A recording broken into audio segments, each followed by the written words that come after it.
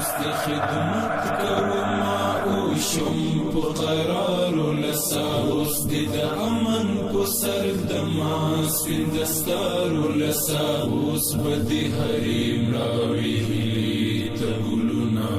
د اوس بزما د منی وی نزار لسا اوس د خدمت کوما او شم په قرار لسا اوس د امن مشکلات د رفع کولو په خاطر باندې دا یو ډېر ښه مثبت اړیکې ته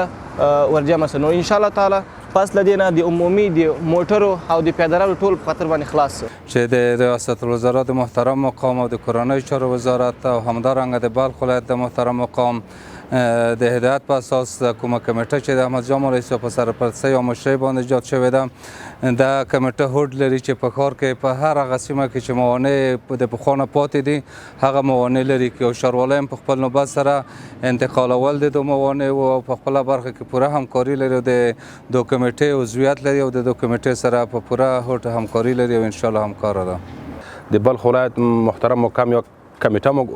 وګمارله چې دا کمیټې د وظیفه وسپارل شوه چې په ښار کې په هغه ځایونه په ټول ښار کې په ټول بلخ ولایت په ټولو د ښار په هر نقطه کې